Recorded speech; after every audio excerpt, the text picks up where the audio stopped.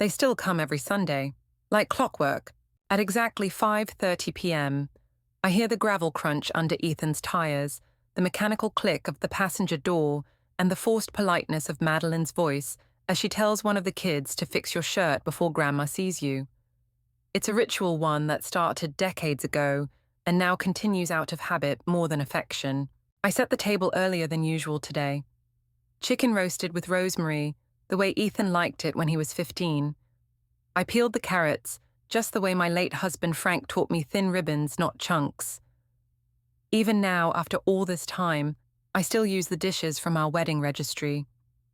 Porcelain with the blue violets around the rim. Some of the edges are chipped, but I've always believed that chipped things can still be beautiful. The doorbell rings. I smooth down my blouse light peach silk, freshly ironed, and open the door. "Hi, Mom," Ethan says, a quick half-hearted kiss on the cheek. I inhale the familiar scent of him, aftershave and motor oil. He works in construction now, just like Frank did. The resemblance is sometimes so sharp it cuts. Madeline steps in after him, always perfectly put together. She hands me a bottle of wine I'll never drink and says, "It's been a week, huh? Like we're old war buddies." Then come the kids, Hannah 12 and Jacob 10, both buried in their phones, both barely acknowledging me. I lead them to the dining room, heart fluttering. I want to ask about their lives, about school friends. Anything but something about their posture silences me. They sit as if at an obligatory meeting, not a family dinner. "Smells great," Grandma Hannah mumbles without making eye contact. "I made your favorite sweetheart," I say. She doesn't respond. Ethan takes his usual seat at the head of the table, Frank's seat. It still feels wrong. Madeline sits across from me and pulls out her phone, flicking through notifications, like she's more comfortable in digital space than in my home. So I try as I dish out the chicken, "How was everyone's week?" "Busy," Madeline says flatly. "Always something." Ethan doesn't look up. "Same old. Deadlines, delays.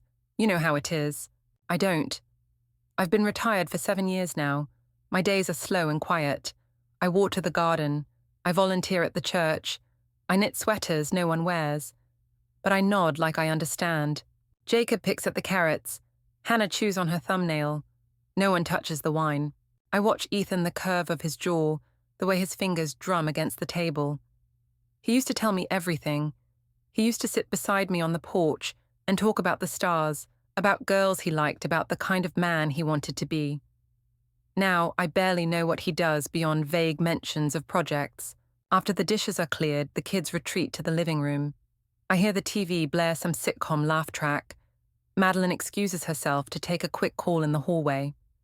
It's just me and Ethan now sitting across from each other in a silence that feels neither comfortable nor temporary.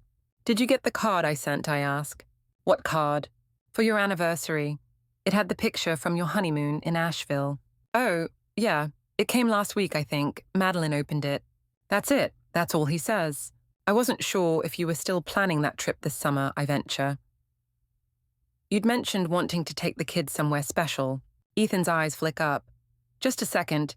We're going to Mendocino. Madeline's parents are coming too." "Oh, I try not to show the sting." "That'll be lovely. The coast is beautiful this time of year." He nods and looks away. I realize something then, something small yet disquieting. He didn't say we're inviting you. Not even maybe. Not even a polite brush-off. Just nothing. I stare at the portrait on the wall, the one of Frank holding baby Ethan. That picture used to comfort me. Now it feels false.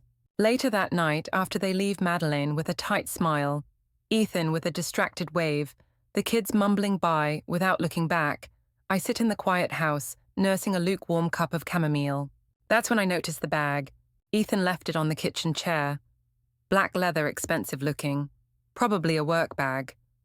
I know I shouldn't, but some part of me, some ancient maternal instinct pushes me to look. Maybe there's something important he needs. Something I should call him about. I unzip the main pocket.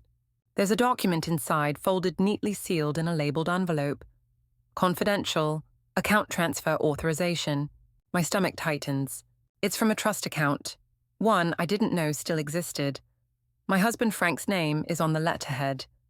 The trust was meant to close 5 years ago after Frank passed, or so I thought. I unfold the second page. The beneficiary is listed as Evelyn Rhodes. But that's not the part that catches my breath. Under-authorized by the signature is mine.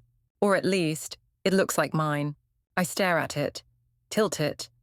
Compare it to the way I signed the holiday cards last month. It's close, but it's not mine. I blink, and blink again. A chill runs through me. I place the papers back and zip the bag shut, hands trembling. The wine bottle still sits untouched on the counter. I open it, pour a glass, and drink it down too fast. There are some things you can't unsee, and some things you shouldn't have found. But now that I've found them, I can't go back. I just don't know yet what this means. But I will. I will. Sleep was impossible that night. I kept seeing the document in my mind, the way the signature curved, just slightly too wide at the bottom, the ink too dark. My own handwriting, but exaggerated, like someone had tried too hard to imitate something effortless. My own name forged. The implications circled me like vultures. If Ethan had submitted paperwork in my name for a trust I didn't even know still existed, what else had he done behind my back? And more hauntingly, why, by morning, the black bag was gone. Ethan must have realized he'd left it and picked it up from the porch, where I'd placed it zipped up and silent like a ticking bomb. He didn't call to thank me. He didn't message, just took it. I stood in my kitchen staring out at the dew-soaked yard. Frank used to trim those hedges every Saturday morning, humming to himself like some contented songbird. I hadn't touched them since he died. It felt wrong, like brushing over an unfinished painting. I didn't want to jump to conclusions, but my instincts were humming the same instincts that had warned me the moment Frank fell silent during dinner 2 months before his diagnosis. Something was unraveling. I could feel it in my marrow. That afternoon I drove to the bank. I wore my softest cardigan, the blue one Frank had always called my truth sweater. It hugged me like a friend. At the branch, I asked for the manager, explained that I was reviewing my finances, and wanted an overview of any active trusts or authorizations under my name. The woman behind the desk smiled polite and pleasant typing as she spoke. "Sure, Mrs. Rhodes. Let me just bring that up." She clicked a few times, her brow furrowed. "There was a dormant account under your name and your late husband's," she said. "It was recently reactivated." "Recently?" I asked. 6 weeks ago," she said, "by joint authorization." I blinked. There is no joint. Frank's been gone 7 years. She hesitated. "It was submitted with what appeared to be your signature, and a notarized form." I leaned forward. "May I see it?" "I'm afraid I can't share copies," she said, "but I can read the details for verification." And she did. The notary listed was someone I didn't recognize. The form had been signed digitally. That was their protocol now. I'd never done that. I didn't even know how. And the money transferred into a new account under Ethan's name. A large sum. Enough to buy a new truck. Or maybe a second mortgage. I wouldn't know. Ethan never spoke to me about his finances. "Is there anything else I can help you with, Mrs. Rhodes?" I shook my head and left cold fury curling beneath my ribs like smoke. That night they came for dinner again. Same time, same sequence. Except this time, Ethan brought a gift, a wrapped box with silver ribbon, placed carefully beside my chair. "I saw this and thought of you," he said. His eyes were steady, calm, like nothing had changed. I unwrapped it after dinner. It was a necklace, gold with a tiny sapphire at the center. It was beautiful. It was also unmistakably from the same boutique where Frank used to shop for me, the kind of place you didn't buy from casually. "Thank you," I said, voice flat. He smiled. "You like it?" I did, and that made it worse, because now the timing was clear. The necklace was meant to buy something silence, perhaps, or forgiveness preemptively earned before the crime was revealed. Later, when they left, I examined the jewelry box. Tucked beneath the cushion was the sales receipt. He hadn't even thrown it away. The total, $2,800, paid in full with a bank account ending in the same numbers I'd seen at the bank. The money wasn't his. It was mine. What kind of man gives stolen treasure back to the person he stole from? I sat with the necklace in my palm, the sapphire cold against my skin, and suddenly I remembered something. It wasn't a random gesture. It was a copy. Frank had given me this exact necklace on our 10th anniversary.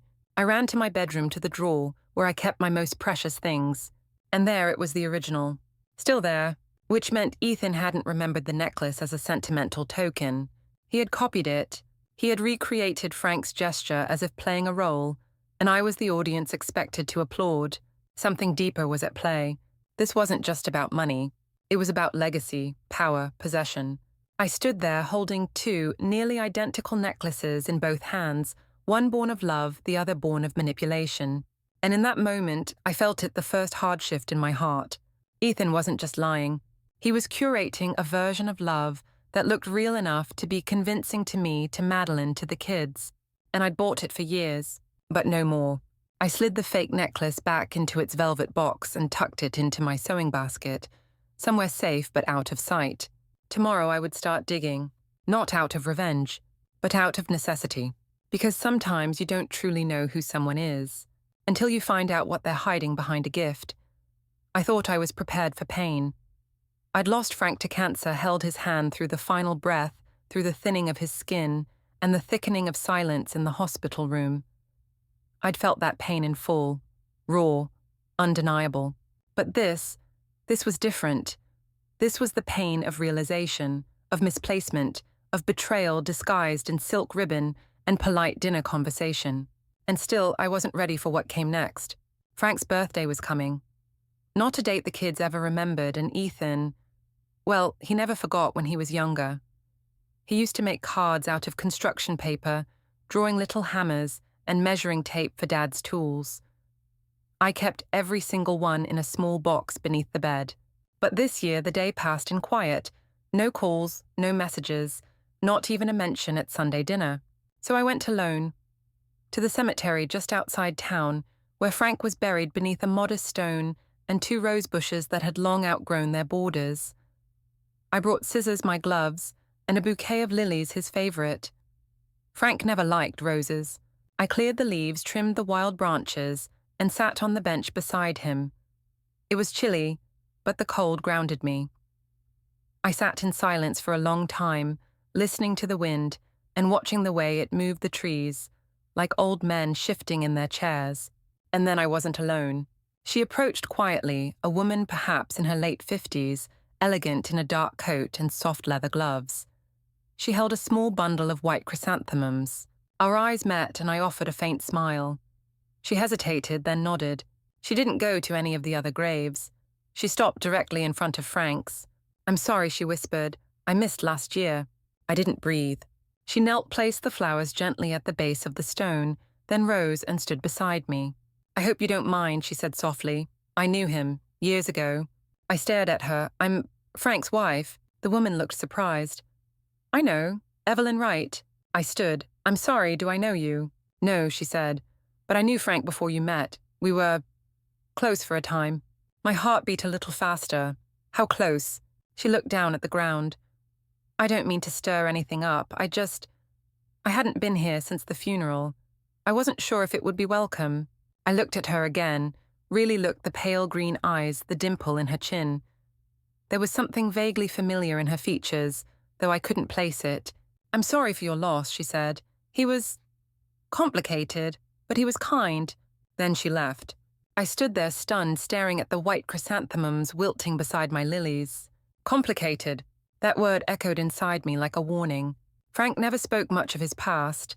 I had been his second wife, younger by almost a decade. He never talked about his life before we met beyond surface-level stories. He always said, "The past is over, Evie. We live in now." I had believed him until now. Back home, I went to the garage, a place I'd avoided since Frank died. His tools were still neatly arranged on the pegboard, just as he'd left them. A dusty old trunk sat under the workbench. I'd never touched it. Something about it felt private, but not anymore. Inside, there were yellowed papers, old photographs, notebooks. Some were innocent photos of Frank as a teenager, his discharge papers from the army. Others, there was one photo that stopped me cold. A young woman, the same woman from the cemetery, holding a baby. On the back, in Frank's handwriting, June with the boy, 1983. Ethan was born in 1984. I flipped through the documents until I found a birth certificate. Ethan Michael Rhodes, mother unknown, father Frank Rhodes. That couldn't be right. We'd met in 1986. Ethan had just turned 2. Frank had said the boy's mother had died young complications during birth. He said it was why he never talked about it, that it was too painful. I had never questioned that. Why would I? But now I didn't know what to believe. The photo, the woman, the way she had looked at Frank's grave, the tenderness in her voice. It wasn't grief from an old fling. It was something deeper. She had said, "I knew him before you did." And the baby, that child in her arms, he had Frank's nose, Ethan's nose. My hands trembled as I replaced the papers. There were pieces missing, pieces Frank had never given me, pieces Ethan had likely never seen, and pieces that now lived with a stranger who visited graves alone and whispered apologies into the wind. Who was she? What had Frank hidden from me? And more urgently, what did Ethan know that I didn't? I didn't sleep that night either. I sat by the window with the old photograph in my hand and the receipt from the fake necklace still on the table. Outside, the wind howled, rattling the wind chimes Frank had hung so many summers ago, and in that sound I heard something I hadn't heard in years. Warning. Something wasn't right, and I was going to find out what, even if it meant digging up more than just old memories. I didn't know what I was hoping to find that morning. I hadn't slept. Again. My body was tired, but my mind was clenched, spinning in tight circles around the photograph, the stranger's voice, and the document bearing my name that I didn't remember signing. I wasn't just suspicious now. I was unraveling. It felt like Frank had built our life on a foundation of cement, solid, immovable, permanent. But now that I was tapping it, cracks were forming, and I was starting to see the rot underneath. I went to the attic. It had been years since I'd climbed the rickety pull-down ladder and ascended into that dusty graveyard of cardboard boxes and forgotten holidays. I carried up a flashlight and a cup of coffee, my hands trembling slightly. The heat of the mug gave me something to focus on besides the sudden fear fluttering in my chest. The air was dry and stale.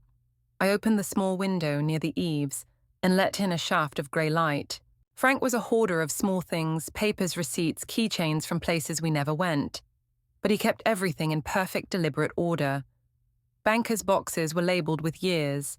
Some were marked tax, others car, home loan, EV. And then I saw it. A box labelled simply, "If something happens." I froze. I didn't know whether to laugh or cry. Frank had always been theatrical in his own way, writing up emergency plans, taping lists inside kitchen cabinets in case of acts of God. But this felt different. Like a time capsule, or a confession. The lid came off easily. Inside were 3 things: a bundle of yellowed envelopes, a flash drive in a metal case, and a letter, folded carefully, sealed, my name in his handwriting. "To Evelyn if I'm gone and questions remain." I sat on the attic floor, breath stuck in my throat. My fingers moved without my permission. I broke the seal. "Evie, if you're reading this, it means something happened I never had the courage to explain in life. And for that, I'm sorry. God knows I tried 100 times to tell you, but I kept putting it off, thinking there'd always be more time. The truth is I kept something from you, from all of us. Ethan isn't just my son. He's yours too. I know how that sounds. I know it must be tearing through your chest right now. Please sit. Breathe. Let me explain. Before we met, you had a baby. You were 16.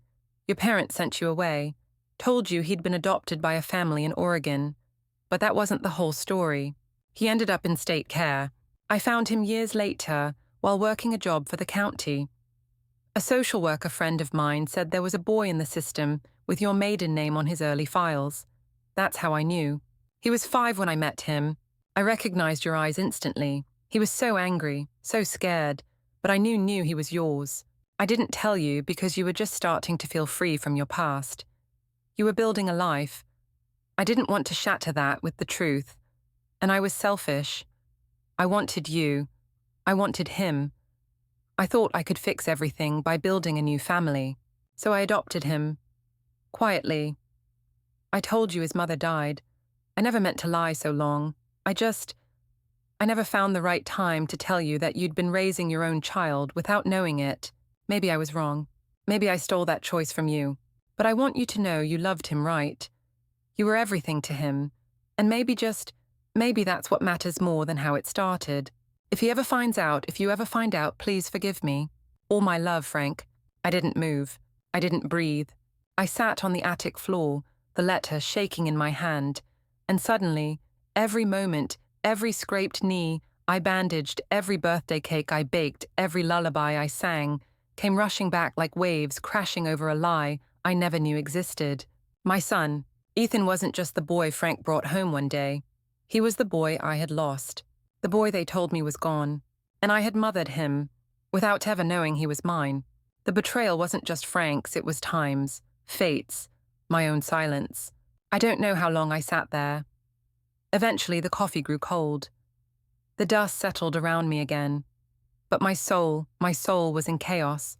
I should have been furious, but all I felt was hollow, because now I understood the weight behind Ethan's eyes, the way he never quite called me Mom, the way other boys did, the distance that had crept in after Frank died. He didn't know the truth, but maybe some part of him felt it, like I had. When I finally stood up, I looked at the flash drive. I couldn't bring myself to open it yet, but I would. For now, I put the letter back in the envelope and walked down the attic stairs slower than I'd ever walked before. My knees hurt, my chest ached, and I whispered something I hadn't said in years. Ethan, my boy. But the words tasted like ashes in my mouth, because the truth didn't set me free. It just changed everything. I couldn't rest, not with the letter still echoing through me like a war drum muffled by skin. I didn't cry. I didn't scream. I didn't even tell anyone. I simply drifted through the rest of that day, as if underwater, seeing things with a haze I couldn't blink away. Every memory had changed color. Every moment I thought I understood had become something else. I raised my son without knowing he was mine. And Frank, the man I loved, the man I trusted with my soul, had let me do it in ignorance. Not out of malice, I believe, but out of fear, out of control, and maybe a little cowardice. But even that wasn't what haunted me most. What haunted me was the sinking certainty that Ethan didn't know either. And if he didn't, if he truly had no idea I was his mother, then why had he forged my signature? That night I couldn't sleep, again. So I did something dangerous. I went looking. There was a drawer in Frank's old study I'd never opened. A bottom drawer. The one with a tiny brass lock. I'd asked about it once years ago. Just contracts and boring stuff, Frank had said. You'd be bored out of your mind. I had let it go. I'd let so many things go. But not now. I still had his keyring, and after trying 6 tiny gold teeth, I heard a soft click. The drawer slid open, and I stared at the contents like they were relics in a cursed tomb. At first glance, nothing shocking: folders, stapled documents, notebooks. But then I saw my name, on a file tab, Evelyn's signature records. My hands went cold. Inside were photocopies of old checks, permission slips from Ethan's childhood mortgage documents, even Christmas cards, all of which bore my handwriting, dozens of them, each carefully dated and catalogued, and underneath them another folder, authorizations, practice forms. Inside were forged copies of my name, some neat, some scribbled. One page had 5 versions of my signature in slightly altered shapes, each labeled with Frank's notes: angle too sharp, loop not clean, good enough for digital match. My heart punched against my ribs. Frank hadn't just copied my signature once. He had studied it, perfected it, taught someone or himself how to mimic it with alarming precision. Why, and when I flipped further, then I saw it. A bank application, with both our names on it. The same trust Ethan had transferred the money from. And a signature that looked just like mine, only it wasn't. I knew now. I could spot the lie in the flourish, in the subtle stiffness of the Y. Frank had left behind a blueprint for impersonating me, and Ethan had used it. I sat back stunned. What had they done together? Or worse, had Ethan done this after Frank died? Had he found the files and decided it was fair game? I was sick, truly sick, nauseated by the betrayal, by the confusion, by the line between inheritance and identity being blurred until I couldn't see where I ended and their schemes began. And then I noticed something taped to the bottom of the drawer, a small envelope hidden under the base liner, inside it a safe deposit key, and a handwritten note, only 2 words: not yet. Frank's handwriting again. I stared at it for a long time, letting the silence swallow me whole. I didn't know whether he meant for me to find it. I didn't know if it was left by accident or as part of some long game he'd never finished playing. But one thing was clear. Frank didn't just keep secrets, he built them, layered them like insulation inside our lives. And Ethan had either picked up the tools his father left behind, or never needed to because he had already learned the craft himself. I closed the drawer and backed away slowly. I felt like I had trespassed in my own home. Then I went into Ethan's old room, the one we kept for him in his 20s, when he was in and out of school and construction jobs. It still had old posters on the wall, a dusty bookshelf, and a filing cabinet I hadn't touched since Frank died. I opened the top drawer. Inside, nothing. Old receipts, gas bills, a few rolled-up blueprints. But the bottom drawer, there it was, a folder labeled simply Loan, Willowbank. My stomach twisted. I opened it. Inside application documents, loan terms, repayment schedule, and collateral. The collateral was listed as future inheritance, Evelyn Rhodes' estate. I covered my mouth. He hadn't just forged a document. He'd gambled on my death. He'd taken out a loan under the assumption that my house would be his, that I would die conveniently before the due date. I dropped the folder and stepped back, shaking. And in that moment, I saw it all so clearly. This wasn't about inheritance. It was about entitlement. Ethan didn't know he was my son, but he had treated me like a vessel. For money, for resources, for convenience. I thought knowing the truth would change how I saw him. But now I was terrified it wouldn't change him at all. What if the worst part of him, the part willing to exploit me, came not from Frank? What if it came from me? No. I shook the thought away. It was the pain talking. But pain or not, I had decisions to make. And if Ethan had bet on my death, then I was going to bet on my life and reclaim it. The morning after I found the loan documents, I sat at the kitchen table for hours, just staring at the steam rising from my untouched coffee. The sun crept up over the horizon, like it always did, casting golden light over the hardwood floors Frank laid with his own hands. But the warmth didn't reach me. I felt frozen inside. The boy I had unknowingly raised as my son had mortgaged my future, our future, as if it were already in his hands. He didn't know I was his mother, but that didn't soften the betrayal. It sharpened it. Because if he had, would it have stopped him? Or would it have made it easier? I needed answers, not just about what Ethan had done, but about the time before he ever came into our home, the missing years, as Frank called them in his letter. I had never dared to look too deeply into that part of my past. I'd locked it away like a bad dream that no longer applied to the woman I had become. But now I needed to pry open the door I'd sealed shut when I was 16 years old. I started with the name Margaret Henley. She'd been the social worker who oversaw my case when I was pregnant. I remembered her vaguely short red hair, soft voice, eyes like slate. She was the one who told me my baby had been placed with a good family in Oregon. I believed her. Or maybe I wanted to. It took a few hours of online searching, but eventually I found a nursing home directory with her name. She was retired now, 81 years old, living just 2 towns over. I called. A soft, shaking voice answered on the second ring. "Hello, Mrs. Henley," I asked, heart-pounding. "You may not remember me. My name is Evelyn Rhodes. Back then, I was Evelyn Marcus." There was a pause, then Evelyn. "My God." I swallowed. "I need to ask you something. It's important. May I come see you?" Silence, then a sigh. "Yes, dear, you should." I drove with both hands clenched on the steering wheel. The letter from Frank folded in my purse, like a splinter pressed against my ribs. The nursing home was small, clean, with pale yellow walls, and the faint smell of antiseptic and roses. She was waiting for me in the garden. "Evelyn," she said again as I approached, "you still have your mother's eyes." My throat tightened. "You remember me. I never forgot you." We sat on a bench near the fountain, and for a while we just watched the water spill from the stone basin. Finally I spoke.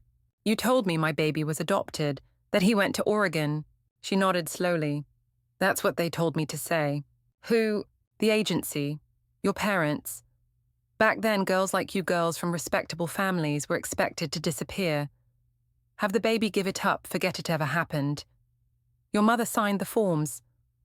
I tried, but I was just a cog in a very big, very cruel machine. My voice came out hoarse. So what happened to him? Margaret's eyes filled with tears. He ended up in foster care. The family who was supposed to take him backed out at the last minute. I never knew why.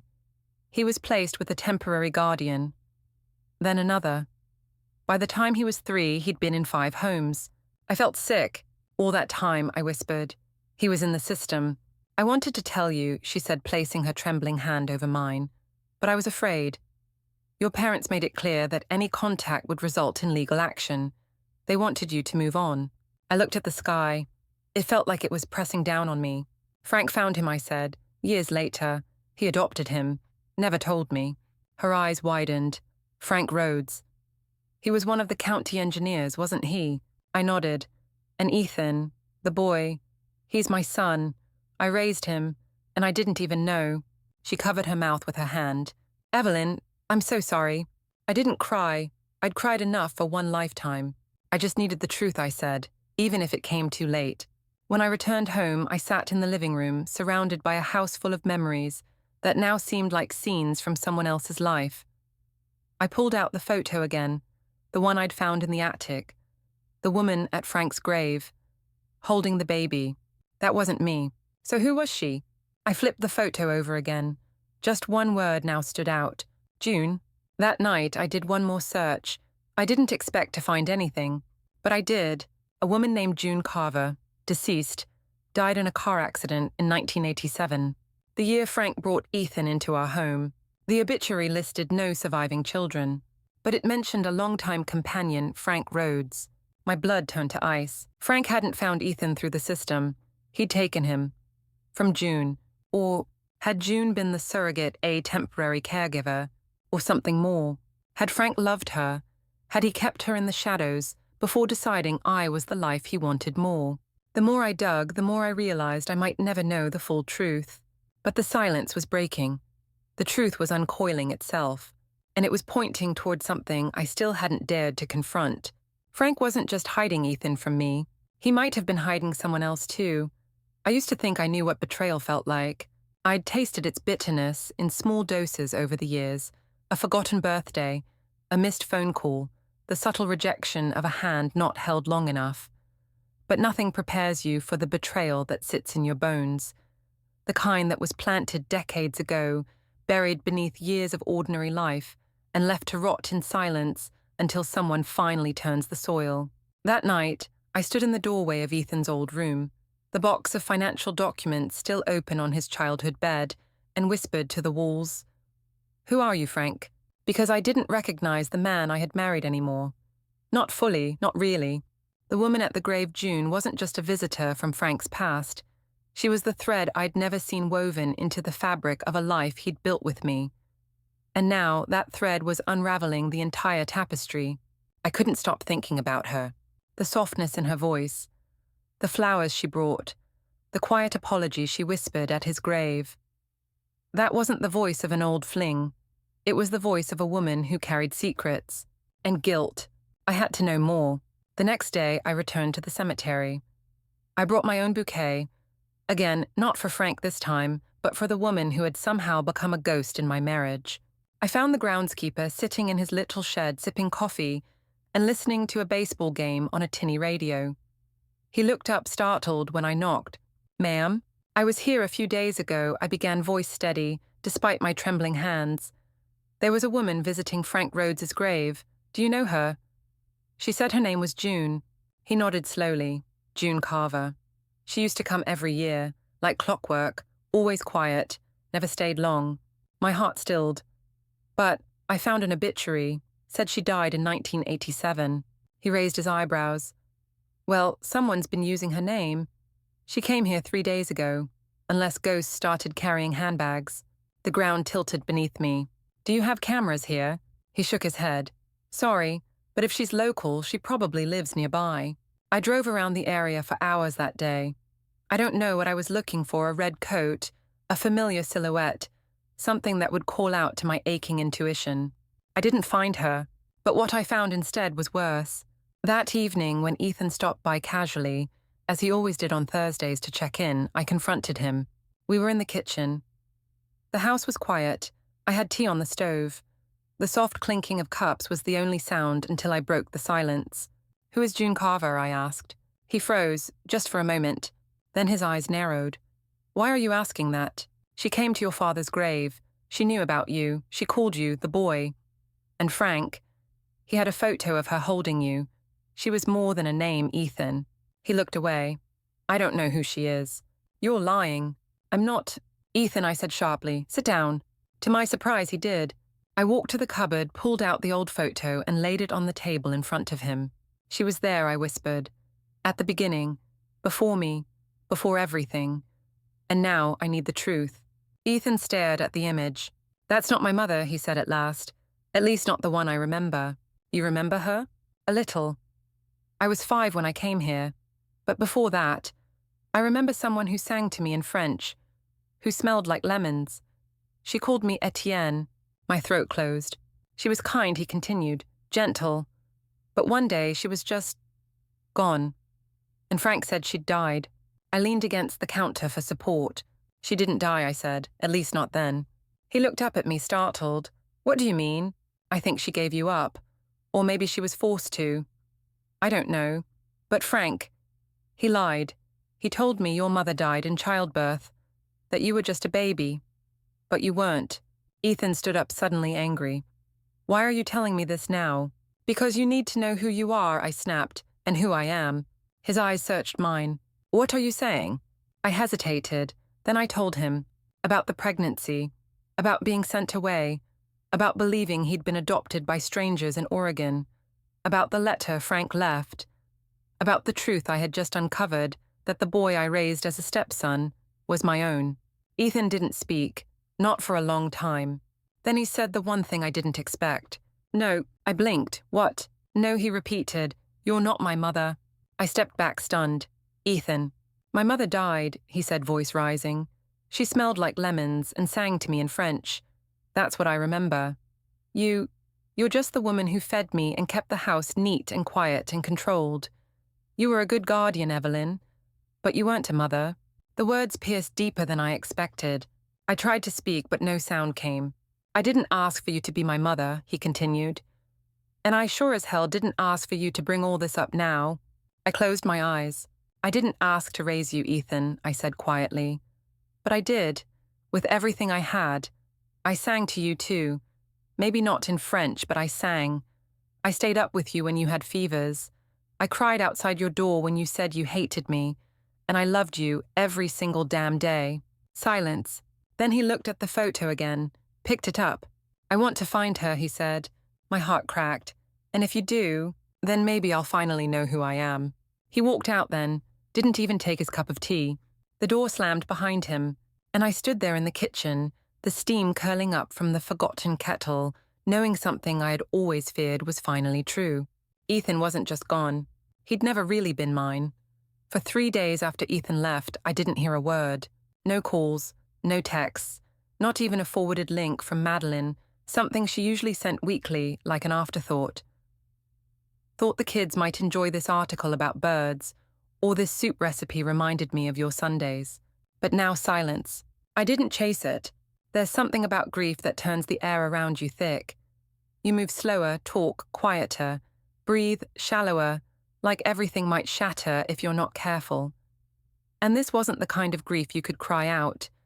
It was the slow, paralyzing kind, the kind that settles into your spine and stiffens every part of you. Ethan had rejected me, even after the truth, or maybe because of it, he still didn't see me as his. I had changed his diapers, helped him through nightmares, paid for Brace's college rent. But in one moment, all of that had been erased. Washed away by the memory of a woman who sang to him in French and smelled like lemons. I could have envied her, but envy requires space for admiration. This wasn't envy, this was heartbreak. And yet, the part of me that had spent decades doing taxes, signing checks, and raising a family with a housewife's instincts, that part still functioned, still wanted answers. So I returned to the one place where people rarely lie. The bank. Not my local branch. I'd already seen what they were willing to share. This time I went to the main office downtown. It took 3 phone calls and 2 polite lies.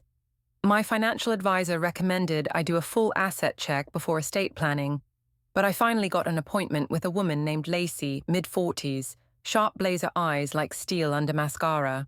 I'd like to review any open accounts associated with my name, I said, or with the name of my late husband, Frank Rhodes. She pulled up the screen and scanned for a long moment. I see a few records. Most were closed upon his passing. There's one still active. She looked up. Strange. It's marked dormant, but it was recently accessed. I sat up straighter. Accessed how? There was an automatic transfer set up. Monthly. My heart thudded. Where does it go? She hesitated. To an external account, not in your name. Whose? Another pause. It's under Ethan Rhodes. Of course. May I see the transaction history? Lacey tapped her keyboard. Here you go. I leaned over the screen. Every month, like clockwork, $500. For the last 4 years, starting exactly 1 month after Frank's death. What was this account originally created for, I asked. Lacey scrolled back. It looks like a custodial account, created to be transferred into Ethan's name at the age of 21. I frowned. He's nearly 35 now. Correct. So by now it's just a regular joint account. But, she squinted, there's something odd. It was converted to Ethan's sole ownership 6 years ago. I stared at her, without my authorization. She tilted her head. There's a digital signature on file. But yes, your name was removed from the account in 2017. Can I see that signature? She printed it out. And I saw it, not mine. Too crisp, too perfect. The same false flourish on the Y. My stomach turned. Can I request an audit, I asked. You can, she said gently. But it could take weeks. And there's no guarantee it would prove wrongdoing. Even if the signature is forged. She hesitated. Unfortunately, with digital systems, it's harder than you think. Especially if he had access to older documents with your signature. I nodded numb. Thank you. As I left the bank, I could feel the threads of the life I'd built, a life I thought was structured and predictable, fraying more with every step. Frank had been secretly siphoning funds for Ethan. Then, Ethan, once Frank died, had taken full control. The money was secondary. It was the principle that ripped through me.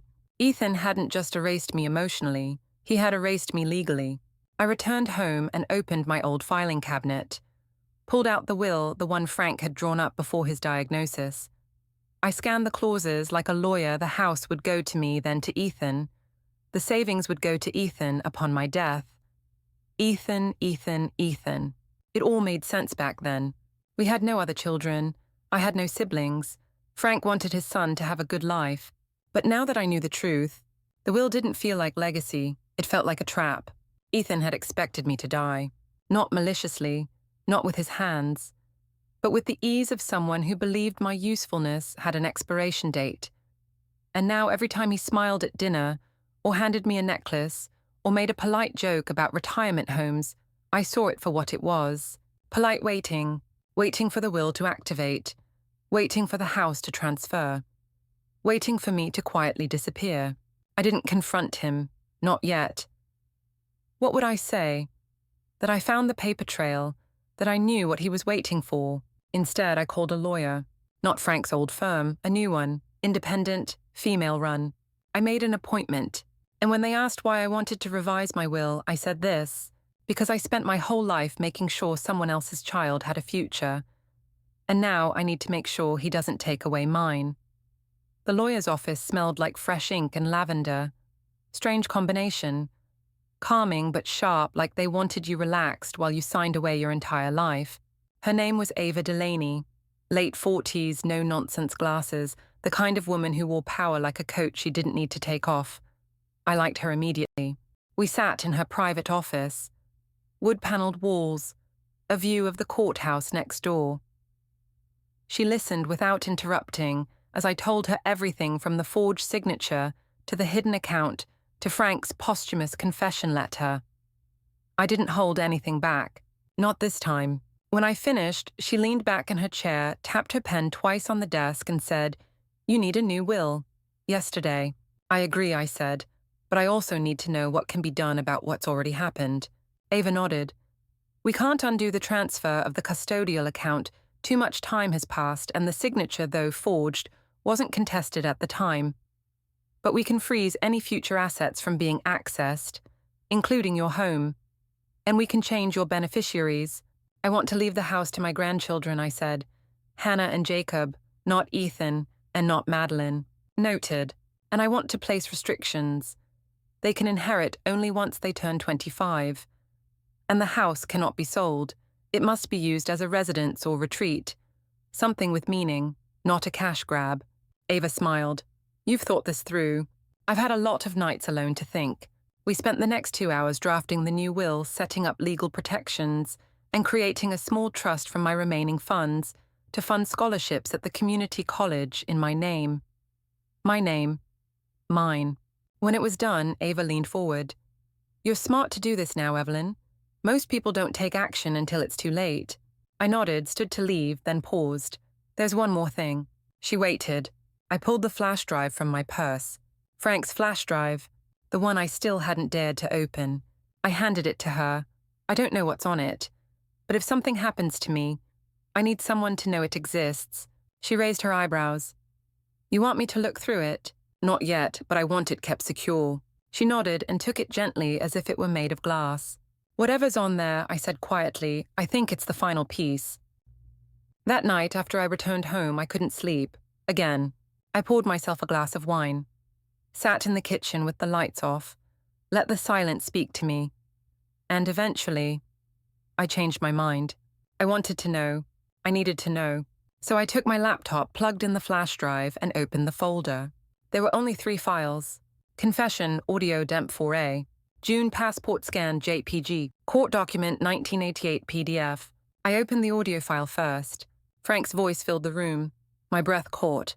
Evie, he said, if you're hearing this, it means I've gone, and it means I never got brave enough to tell you the whole truth. There was a long pause, then a breath, then, you were never supposed to find June. I leaned forward, the glass of wine forgotten. She was not who you think, not just a woman I knew. She was Ethan's mother, but not biologically. She was the only one who cared for him after the first placement fell apart. She took him in when no one else would. She loved him like he was hers. Another pause. And then she wanted to keep him. My chest tightened. I filed for emergency custody, said she was unstable. I lied, Evie. I painted her as dangerous. I had her declared unfit. The room spun. She fought. God, she fought. But she didn't have the money, or the connections. And the court believed me. I said I'd provide a stable home, a wife, a mother. You. I gasped. That's why I brought him to you. That's why I lied. Because I needed you to believe the story. Because if you knew I'd stolen him legally, but still you'd never have gone along with it. He was crying now. I thought I was saving him. I thought I was saving you. But maybe I just took too much. From both of you. Silence.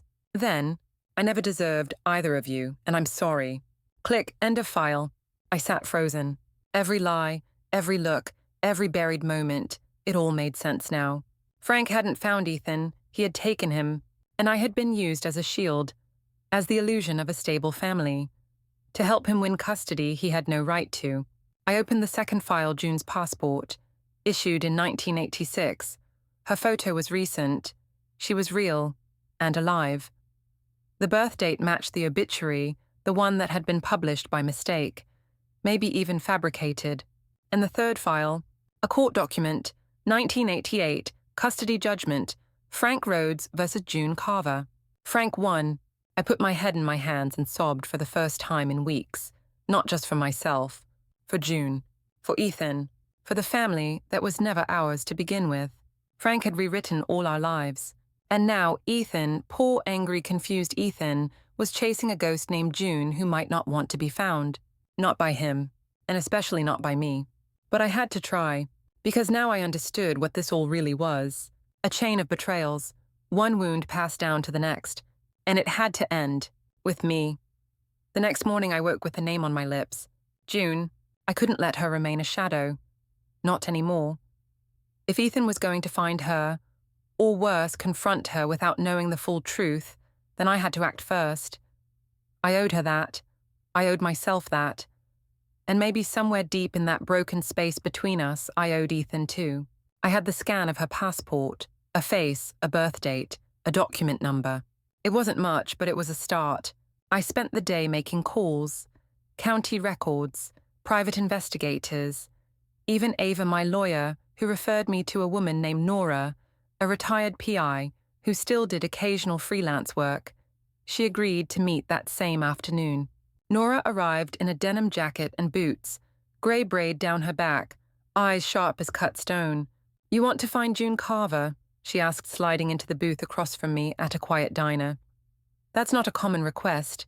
I believe she's alive, despite what official records say. I think my husband had a fake obituary published decades ago." She raised her eyebrows but didn't interrupt.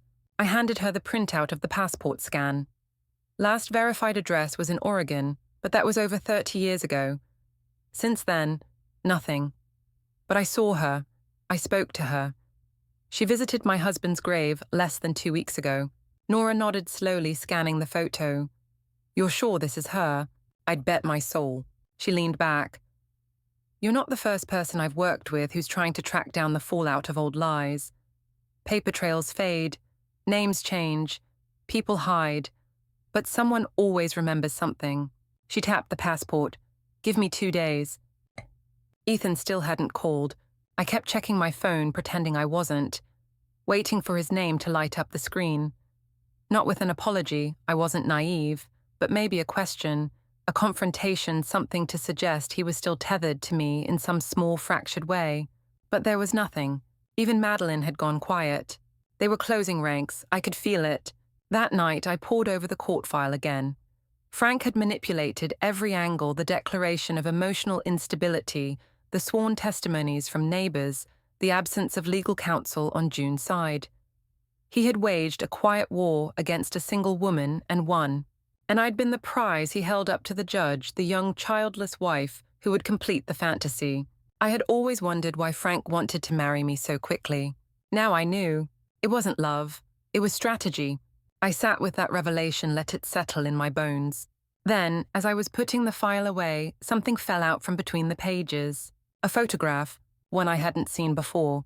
Frank and June, together, on a park bench, a baby between them. Not Ethan too young, likely just a few months old. The look on June's face. It wasn't instability, it wasn't confusion, it was love. Pure, undeniable, fierce.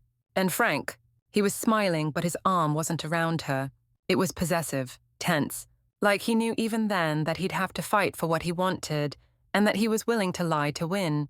I tucked the photo back into the folder, and then my phone buzzed. "Nora," I answered immediately. "Hello." "I found her," she said. The word stopped time. "She goes by J.C. Harrow now.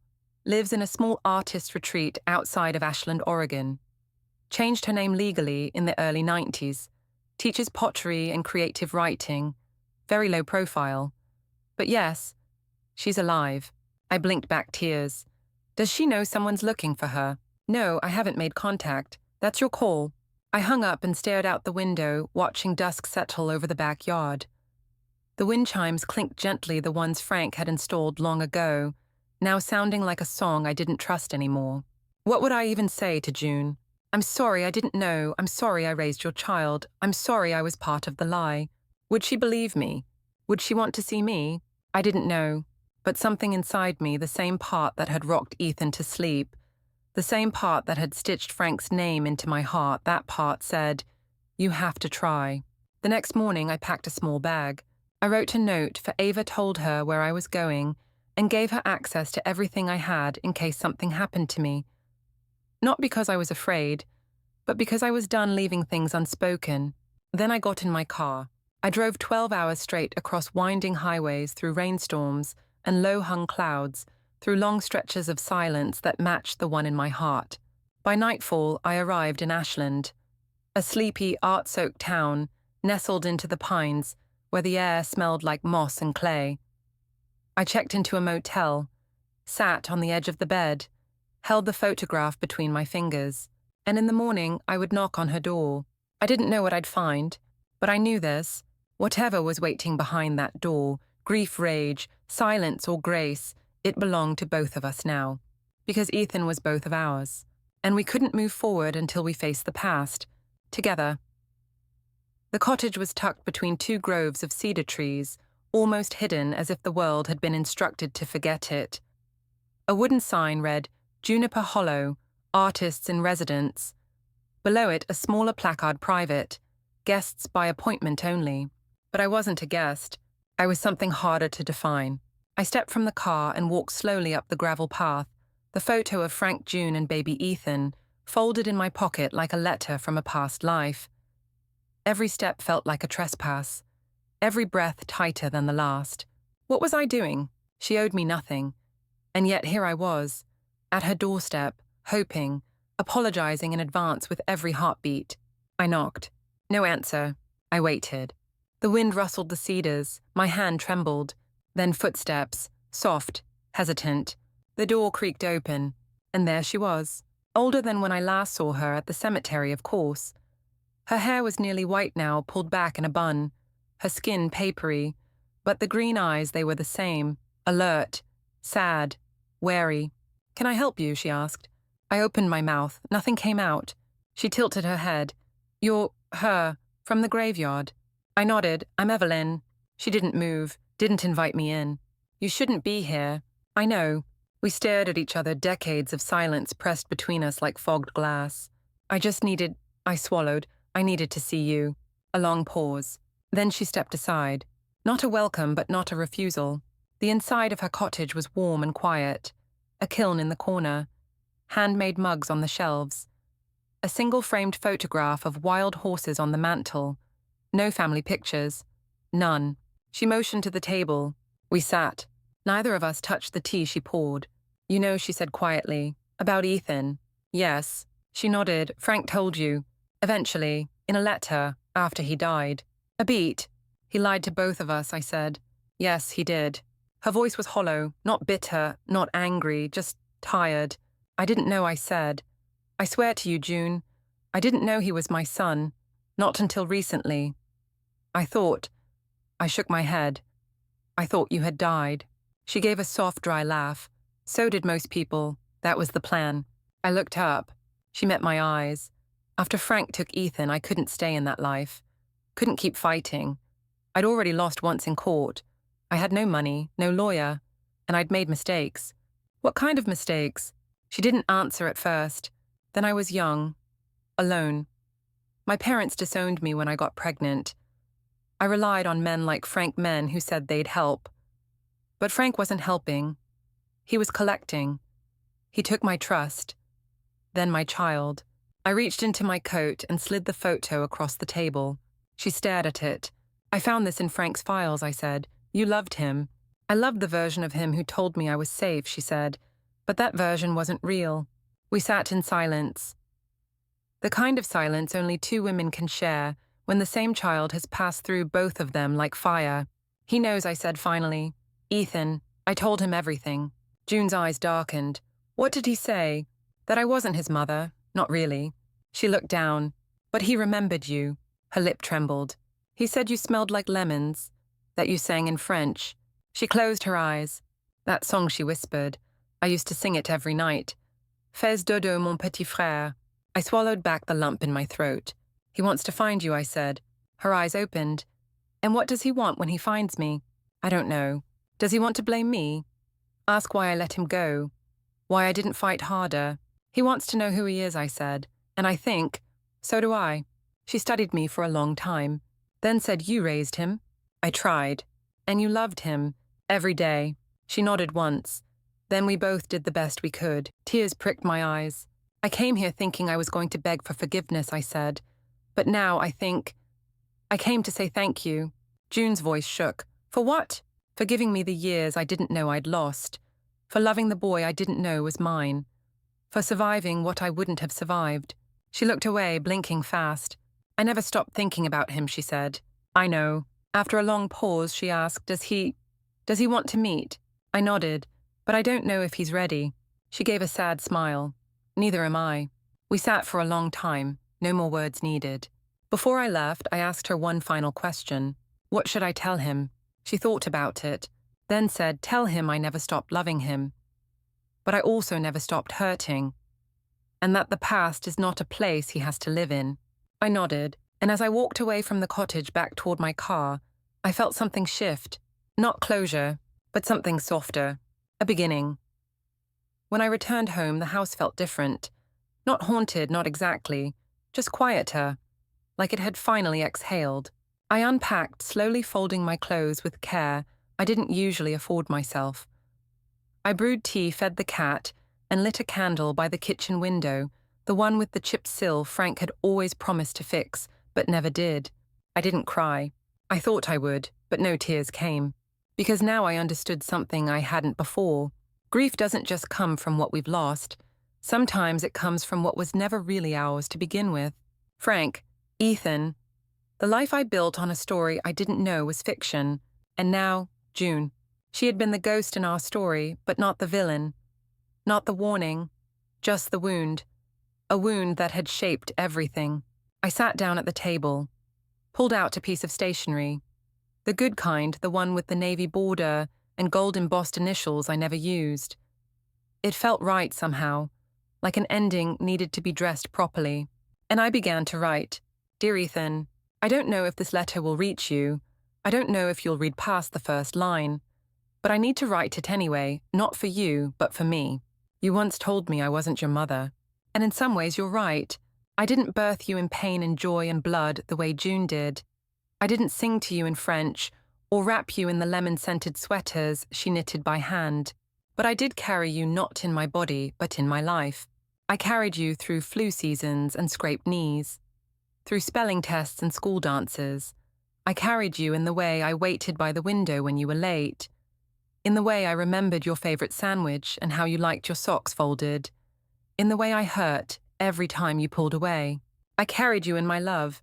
I didn't know you were mine by blood, but maybe that made the love more real, because I chose you. Even in ignorance, I chose you. And if you can't see me as your mother, then at least see me as the woman who stayed when it was hard. The woman who gave what she could and then some.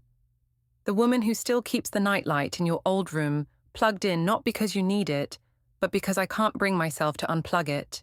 I met June. She's alive. She's kind. She remembers you. She carries you too in guilt, in grief, in silence. You don't know the pain she's endured, the decisions that weren't really hers, the way she had to disappear just to survive. If you want to find her, I won't stand in your way. In fact, I hope you do, because you deserve the whole truth. But I also hope that somewhere along that path, you remember the woman who made you grilled cheese at 2 a.m. because you said heartbreak needed cheese. And I hope you know this. Even if I wasn't your mother by name or biology, I was in every quiet, invisible, exhausting, tender way your mother in spirit. And I always will be. Love, E. I didn't send the letter. Not yet. I placed it in a sealed envelope, slid it into the drawer, where I now kept all the updated estate documents, and wrote his name on the front in careful cursive. Maybe someday he'd read it. Maybe someday he'd understand. But that wasn't the point. The point was, I had said it. Out loud, on paper, in truth. And that night, as I stood by the window with my candle flickering low, I realized something else. This story, this tangled, aching, unchosen story, wasn't just mine. It belonged to all of us. And maybe that's what family really is. Not blood, but the willingness to hold someone's story in your hands, even when it hurts, even when it burns. The next time Ethan showed up at my door, it was raining. Not a soft drizzle, but a real storm thunder in the distance. Sky cracked open, the kind of downpour that makes everything feel raw and urgent. I hadn't heard from him in nearly 2 weeks. I thought maybe I never would again. When I opened the door, he was soaked through. No umbrella, no jacket. His face was pale hair plastered to his forehead, eyes that hadn't slept. He didn't ask to come in. He just stood there and said, "You were right." I stepped aside and he walked in, slowly dripping water onto the floor like a trail of memory. I handed him a towel, but he didn't take it. Instead, he looked around the house like he was seeing it for the first time. "I went to Oregon," he said. I nodded, heart thudding. "I found her." I said nothing. "She looks like me," he said softly. More than I expected. Same eyes, same jawline. She said she sang me lullabies. That I used to fall asleep, clutching her fingers like I was afraid she'd vanish. "She was right," I said. He finally looked at me. "And you were right too," he said. about everything. I exhaled, carefully, slowly. I hated you when you told me, he admitted, because it felt like everything I knew about my life was a lie, like none of it was real. I understand. But then I met her, and I realized. He paused, swallowing hard. She wasn't my mother either. Not anymore, not fully. My breath caught. She's a beautiful stranger. One who loved me once. But you were the one who stayed. I wanted to reach for him, but I didn't. And now he said, I don't know where I belong. You don't have to choose, I whispered. You never did. I think I needed to believe someone had ruined my life, he said, voice trembling. But the truth is, no one did. It just happened. And now I have to figure out what to do with the mess. I handed him the letter, the one I never meant to send. He stared at it. What is this? Something I wrote. After I got back from seeing her, he took it, didn't open it. Just held it. Can I stay for a while, he asked. Just talk or sit? I don't know. Of course, I said. We sat in the living room for over an hour, saying very little. The rain beat against the windows. The cat climbed into his lap, as if nothing had ever changed. Eventually he spoke. She told me about the trial, the things Frank said about her, how he made her look unstable. I didn't believe it at first. I thought she was trying to poison me against him. But it's true, I said. He nodded. I looked it up. The records, the depositions. He ruined her. Silence. I don't know how to forgive him, he said. You don't have to, I replied. Not yet. Maybe not ever. He looked around again. Why did he pick you, he asked. To be my mother, out of everyone. I thought about that for a long time. And then I told him the truth, because he knew I wanted to be one. He blinked. I had you when I was 16. They took you from me, told me you'd gone to a better life, that I should forget. But I never did. Not really. And when Frank brought you home, I thought, maybe life was giving me a second chance. Ethan leaned forward, elbows on knees, head bowed. I don't know what I am, he whispered. Not your son, not hers, not really anyone's. You're mine, I said. He looked up. You're hers too, and you always will be. But you're also mine. Not by blood, not even by law, but by love, and time, and all the invisible ways people become family. He nodded. He didn't cry, neither did I, but something in the room softened, settled, like two ghosts finally recognizing each other. Before he left, he hugged me. For the first time in years, he hugged me the way he did when he was 10. No hesitation, no stiffness, just warmth. I'm sorry I took the money, he said at the door. I know. I was scared. I know that too. He looked down at the envelope in his hand. I'll read it, he said, when I'm ready. I smiled. Take your time. After he left, I sat in the chair by the window and watched the rain stop. The world looked cleaner somehow, brighter, like something had been rinsed away. I didn't know what would happen next, with Ethan, with June, with all of us. But for the first time, the past felt like a place I could visit without getting lost in it. And maybe, just maybe, the future didn't feel like something I had to be afraid of anymore. A week passed. Ethan called once, briefly. We spoke about nothing whether his new job site, a book I'd recommended years ago that he finally decided to read. The kind of conversation that means more than the words themselves. Progress. Meanwhile, I found myself re-entering the world I had ignored for too long. I went back to the library, walked through the park where Frank once taught Ethan to ride his bike. I even called Madeleine, left a voicemail, and told her I was thinking of her. She hadn't responded yet. That was okay. Some wounds scar slowly. It was Ava, my lawyer, who called next. Her tone was different, tense. Evelyn, I think you should come in. We found something. I arrived within the hour, heart thudding, dread rising. She didn't waste time with pleasantries. Your husband left behind more than just forged signatures and hidden accounts, she said. One of my paralegals discovered a document in a case archive while reviewing the custody battle paperwork. She slid a file across the desk. Frank filed a secondary petition for guardianship. Not just custody. Guardianship over your estate, Evelyn. I froze. What? She nodded grimly. It was filed while you were still legally incapacitated from a medical episode, your surgery, in '89. Remember the appendix rupture. My memory flashed to that summer. The pain, the days in the hospital, the fog of anesthesia and painkillers. Frank at my side. I was in recovery for weeks, I said softly. Exactly. And during that time, Frank filed documents claiming that you were temporarily incapable of making financial decisions, and therefore appointed himself temporary conservator with authority over both his and your assets. My blood ran cold. It wasn't illegal, Ava added. It was strategic, and it gave him access to everything in your name, including the house, the inheritance from your aunt, and Ethan's trust account. I could barely speak, so everything he gave to Ethan may have come from me. Yes, I gripped the arms of the chair. He didn't just lie to me about Ethan. He used me, my name, my assets, my illness. I'm sorry, Ava said gently, but I thought you should know before the final estate transfer clears. Because once your grandchildren inherit this house one day, I want them to know the real legacy.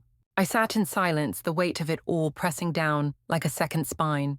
I had believed that the worst of Frank's betrayal was emotional, but now I understood it was systemic, calculated, and buried beneath layers of manipulation that only now in his absence were beginning to surface. He built our life, I whispered, on my body, my money, my silence. Ava placed a hand over mine. And now you get to reclaim all of it. That night I pulled out an old shoebox from the top of my closet. Inside were letters from Frank, early ones from when we were first dating. Flowery, charming, carefully constructed. But now, with eyes unclouded, I saw something else in them. Control, pattern, the subtle way he praised obedience, the quiet punishment in his word choice when I disagreed. He didn't love me. He curated me, the version of me that served his vision, his plan, but no more. I went to my desk, pulled out a fresh sheet of paper, and wrote a new letter. This one not for Ethan, not for June, but for me, to the woman I used to be. You were good, you were kind, you were generous to a fault, but you were never weak. Don't let anyone tell you different. He mistook your silence for submission, your loyalty for blindness, your forgiveness for forgetfulness. But now you know better. You weren't naive, you were surviving. And now, you're living. You are not the sum of what he took. You are the author of what comes next. Evelyn. I folded the letter and placed it in the drawer with the rest. A quiet act of closure. Then I walked to the kitchen, made a cup of tea and stood by the window. The wind chimes were still there, but they sounded different now, lighter. And in the hush between chimes, I heard something I hadn't heard in a long time. My own voice. Clear, steady, mine. The first warm day of spring came quietly. The sunlight streamed through the window with a gentleness I hadn't felt in months, maybe years. The house felt lighter. Or maybe I did. I had spent the morning packing a small box of things to donate old cookbooks. I no longer used picture frames without glass. A sweatshirt Ethan had left behind 5 years ago and never asked about. These weren't heirlooms. They were weight, quiet reminders of roles I no longer had to carry. And then I stood in Ethan's old room. Clean, neat, quiet. A few weeks ago I might have cried, but not today. Today I opened the window, let the wind carry away whatever pieces of sorrow still clung to the air. Ava called later that afternoon. It's done, she said. The new will has been finalized. The trust is secured. Your house, your savings, your wishes, they're protected. I thanked her voice calm, even. No fanfare, no breaking down, just relief. Later that day a package arrived. No return address. The handwriting on the front was familiar. Inside a book. The Little Prince. No note.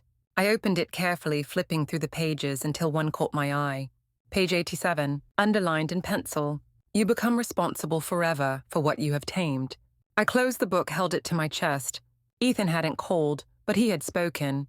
That was enough for now. 2 days later, I got another letter. This one from June.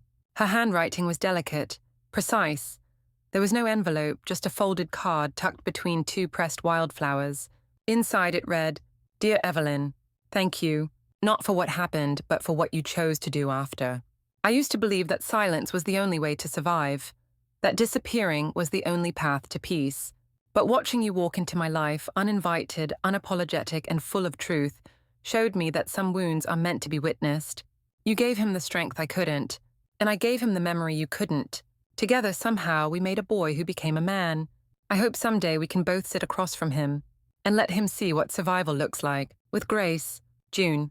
I read it 3 times, then folded it gently, slipped it into the little prince. Somewhere between guilt and forgiveness, the two of us had become something almost like friends. Not allies, not rivals, but women, mothers, survivors. That Sunday I hosted dinner, not out of obligation, not as a trap, just dinner. I invited Madeline and the kids. I wasn't sure they'd come, but at 5:32 p.m. they did. Madeline looked hesitant. Hannah ran to me and hugged me like nothing had happened. Jacob handed me a drawing of a house by the sea. During dessert, Ethan arrived. Late, quiet, but present. He didn't say much, but when I passed him a slice of lemon cake, he took it without protest. And when the kids asked for a bedtime story, he didn't flinch when I began reading from The Little Prince. At the end of the night, as everyone gathered their coats, Ethan lingered. He looked at me awkward. "I started therapy," he said. I blinked. "I don't know what I'm doing, but I figured I should try." I nodded. "I'm proud of you." He didn't say thank you. He didn't have to. Before he left, he handed me something. His key. "The house is still yours," I said gently. "I know," he said, "but I need you to be the one who opens the door now, when you want to." And he walked out, not angry, not broken, just becoming. That night I walked through the house, room by room, light by light. I opened the drawer where I once kept every document, every secret, every binding decision, and found only one thing waiting: the letter to myself. Still folded, still whole. I smiled, then turned off the light. I didn't need a will to tell my story. It was already written, in every decision, every truth uncovered, every boundary reclaimed, and every quiet dinner shared with people I once thought I'd lost. No more pretending, no more ghosts, just me, living, and finally, free.